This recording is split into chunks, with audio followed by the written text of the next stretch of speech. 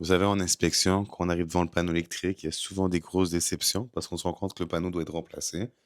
Puis souvent, il y a des signes que monsieur, madame, tout le monde aurait pu voir par eux-mêmes. Donc, des points très importants à vérifier, un, c'est l'emplacement du panneau électrique. On ne veut pas que le panneau électrique soit dans un endroit qui est pas chauffé et humide, comme un garage, un vide sanitaire ou même à l'extérieur.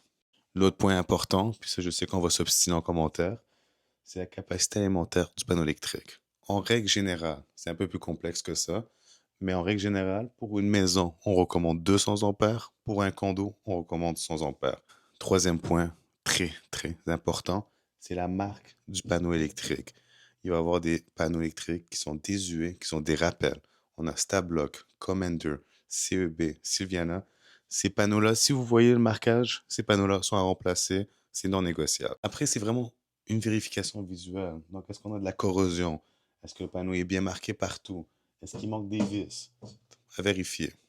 Donc, juste en faisant ces petites vérifications-là, que ce soit la marque, l'emplacement du panneau, l'état actuel, l'âge, ben, tu pourras savoir s'il faudra avoir un budget de remplacement du panneau électrique ou pas.